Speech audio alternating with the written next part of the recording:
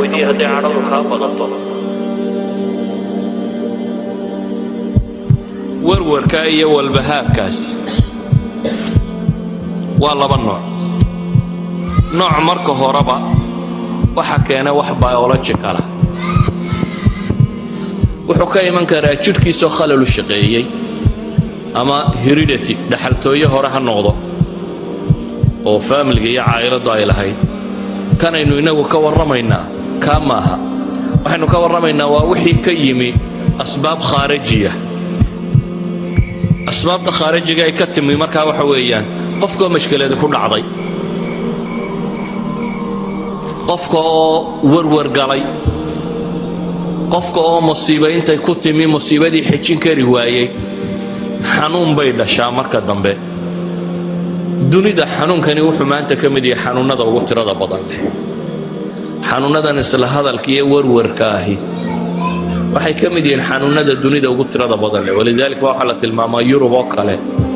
afartii qofba qof baa qaba bay yidhaahdaan afartii qofe kaste yurubiyana mid baa liqa daawooyinkaasi loo liqo xanuunada nafsiga dadku haddaanay xanuunka wada qabin ama baahidan iطmi'naankii baa la waayey weeyaan dadku xasilloonnidii iyo degganaanshihii qalbiga ahaabaa lumay markaasaa warwar iyo walbahaar adduunyo israaciskan baana intiisa badan keenay maxaa cilaaja baynu leenahay marka maxaa dawaa ugu horrayn waxaynu leenahay kitaabka qur'aana iyo sunnada nebiga calayhi salaatu wasalaam wiqaayo iyo cilaajba wuu ku soo arooray wax lagaga dhowrsado warwarka iyo walbahaarkaasi wuu ku soo arooray oo marka horeba dafciya oo qofka laazima aanu ku dhacaynin in sha allahu tacaala kaa khaarijiga aynu ka warramayno waxaa kaloo ku soo arooray wax la yskaga daweeyo oo qur'aan iyo xadiidba leh dhowr qodob baynu markaa tilmaamaynaa qodobka koowaad waxa weeyaan waa caqiidada islaamiga qofka muslimkii uu ka warwariyo walbahaar yaryay qofka aan muslimka ahayn caalamulislaamina wuu ka yaryay isagoo ka mashkilad badan haddana wuu ka xanuun yaryay marka loo eego xanuunada warwarka iyo walbahaarka ku saabsan iyadoo ay ahayd inuu maadaama uu mashaakilka yaalla ka tiro badan yahay uu ka tiro bato ayuu haddana ka yaryay baynu leenahay sababtu waa maxay sababta koowaad waxaanu leenahay waa masalatu alqadaa'i waalqadar qofka mu'minkii wuxuu rumaysan yahay oo caqiidadiisa ka mid ah alqadaa' waalqadar wuxuu raalli ku yahay ilaahay qadihiisiyo wixii uu qoray wixii dhaca wuxuu garanayaa wax rabbi qoray inay ahayd qofka mu'minka ahi carruur ka dhimatay xaas ka dhintay shaqo uu waayey makaano uu waayey warwarkiiyo walbahaarka ay ku abuurtaa xanuun kuma noqdo in western society wadannada reer galbeedka waxaa caanka ah recessioniskan dhaqaale markay dhintaan intaas oo dad aba isdila waayo boorsadii baa khasaartay uu lacagta gashaday dabeetana waxaa la odhanayaa maanta waxaa isdilay intaasoo dad ah sababtu waa maxay boorsadii lacagta khasaartay meelahan suuqyada lacagta markabu soo raraabaa degay inay waashaan oo dhakhtarka la dhigo iyo inay isdilaan labada midubaabay noqotaa inuu kaws kaga siiyo oo intixaar uu sameeyo suicide iyo in waali dhakhtarka lala dhigo ama qofka muslimka ah inkastoo ay xanuun ku beerayso hanti uu waayey ama qofuu jeclaayo ka geeriyooday ama kan laakiin durbadiiba wuxuu rumaystaa in rabbi qadaray dabeetana wax weyn kuma noqoto alqadaa waalqadar iimaanka la rumeeyaa markaa wax badan buu ka taraa shayga labaad aynu leenahay wax badan buu ka taraa waxa weeyaan aliimaanu bilyowmi alaakhir oo qofka mu'minka ah wuxuu rumaysan yahay wax kastoo dhibo oo la timaada adduunkuba inuu wax yar yahay oo macno badan la lahay wax qiimo leh markaad weydaabaa dee la naxaa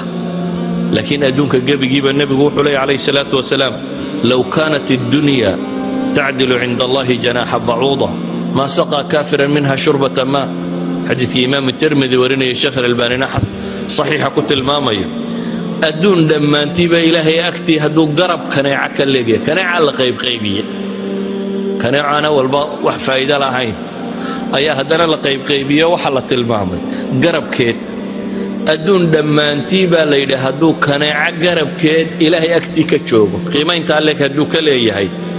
gaal koobiyaa kama siiyeen baa la yidhi gaal lagama waraabiye idan qofka mu'minkii wuxuu rumaysan yahay adduunkuba qiimo loo warwaro wax garab kaneeco ka yar dee looma waasho saa daraaddeed qofka mu'minkahi wuxuu rumaysan yahay aakhiro waxa ka mida waxyaabaha buufiska reeba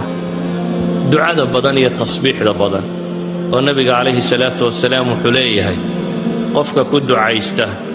اللهم إني أعوذ بك من الهم والحزن والعجز والكسل والبخل والجبن وضلع الدين وغلبة الرجال إلهي سبحانه وتعالى وكفر فرح وأنا الدعاء دي نبي عليه الصلاة والسلام ولبتن waxay dhahdaan waa duca wiqaa'iya qofka ku ducaysta kuma badhaco waxa kamid ah culimadu yiraahdaan inaad xasuusato adduunka aad ku nooshay dhib kasto ku haysata mid ka dhib badan inuu jiro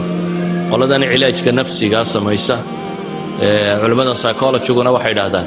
waa cognitive bay dhahdaan therapy waa qofka in la qanciyo ama se inaad rumaysato aswa ihtimaalaat qoladan dadka dawaysa psychiatry iyo psychology-gu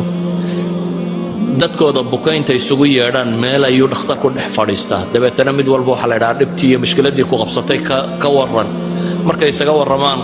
qaar bay arkaan dabeetana qof baa wuxuu isiraahaa warin adiga waxba kuguma dhicin kuwan baa balaayo qabsatay midba markuu mid kale balaayo ka sii weyn ka waramo waa طريقة ay u cilaajiyaan dadka mardaaga ee iktiaabku depressionku hayeen loo keeno waxyaabaha wax lagu daweeyo waxa kamid ah xusnu dhan qofka warwarkiyo walbahaarkani ku dhaco marar badan mala xun buu qaataa dabeetana wax walba uu ka shakiyaa inaad maxmalka fiican saarto dhakhtar baa tagtay dhakhtarkii baad hore u weyday waxa laga yaabaa inaad tiraa inuu ila kulmaa baanu doonaynin ama ninkan waa isnacno inuu daweeyo mar rabo waqtigii waa gaadhow waxa laga yaabaa inuu faylkaagii waayo u daydeeyo waxa laga yaabaa in gaadhigii uu soo socday traffic jam dhacay aanu meeshaba soo gaadhin waxa laga yaabaa xusnu dhanna hadaad ku xambaarto warwar kugu hayn mayso hadaad se mala xun markiiba siis qaadato warwar bay kugu reebaysaa ولذلك بقى إلهي وحي نجنة هي يا أيها الذين آمنوا اجتنبوا كثيرا من الظن إن بعض الظن إثم waxaynu u baahannahay oo ka mida waxyaabaha nolosha lagu daweeyo dhibtu markay dhacdo sida loo tasarrufo oo ah inaad u arag mushkilaadka wax weyn ee inaad u aragto shalay baan waxaan idin tilmaamayay axad saalixiin la yidhi nin baa la yidhi wuu ku xantay dabeetana sida caadiga ahayd waxay ahayd inaad cadhooto dee marka lagu idhaha waa lagu xamanayo qoladaasaa ku maagayso waa lagu hadalayo waxaasay kaa sheegsheegayeenoo dee waxaad odhan lahayd war waa layga taagla'ayay nimankaas duulkaasi waa duul layga taagla'ayay laakiin waxaan idhi intuu socday hadiyad qaaday ayuu u geeyey ninkii fidhiniya waxaa la ii sheegay waxaan u baahnaa maalinta qiyaamaha inaad tarto xasanaadkaagii baad qaybi siisay dee anna hadiyadda baan kuga abaalgudayay hadiyadda tan qaada buu yidhi xantii wuxuu u arkay inay tahay